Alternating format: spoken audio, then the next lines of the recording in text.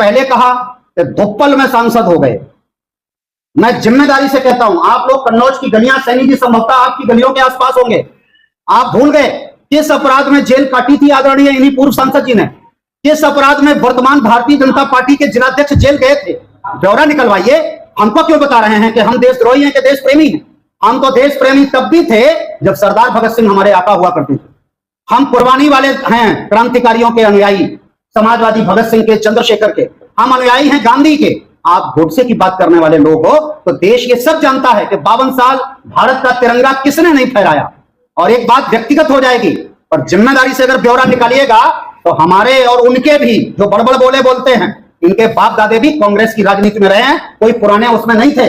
आज उनको लगता है कि वो देश प्रेमी हो गए। ऐसे देश प्रेमी हो जाइएगा आप? गाली दे करके, तहसीलदार को थप्पड़ मार के, दरोगा को गाली दे करके, बूथ पे वहां पर चिल्ला चिल्ला करके ये कह करके कि मारो। आगे भी बोलूं क्या? इंजीनियरिंग कॉलेज में हमें भी रैगिंग में गालियां सिखाई गई, और किसी ने देखा कि आज तक के आचरण व्यवहार में किसी भी समाजवादी के आचरण व्यवहार से इस तरह का व्यवहार हुआ हो? ऐसे होता है। मैं रास्ते में अभी स्कूटी से आ रहा था, लोग मुस्कुरा रहे थे। यह हिम्मत भी समाजवादियों की है कि विपक्ष में रहते हुए हमें सुरक्षा की जरूरत नहीं है, कौन दौड़ाया जाएगा? किसकी बात कर रहे हो? कन्नौज जनपद ही नहीं, पूरे उत्तर प्रदेश की जनता ने भारतीय जनता पार्टी को दौड़ाने का अगर काम नहीं किया होता तो 43 सांसद नहीं होते। इन 73 सांसदों की बात करते हो मान्यवर, जवाब दीजिएगा जरूर सार्वजनिक रूप से। यद्यपि मैं नहीं मानता भाई, आपको एक भ्रम है कि आपकी हस्ती अखिलेश यादव से मिलती है।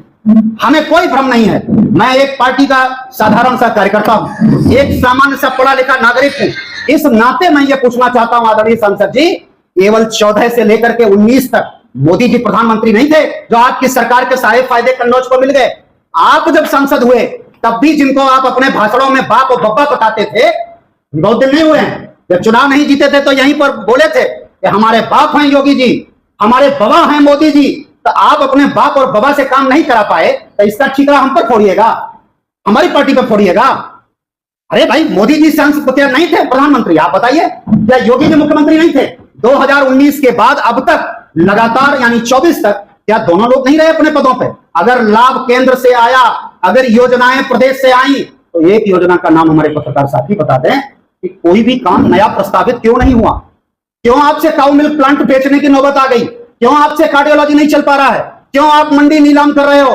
क्यों आपने किसान बाजार की दुकानें किराए पर उठा दी हैं? बिक्री कहते हैं इसको सरकारी संस्थानों को चलाना नहीं कहते।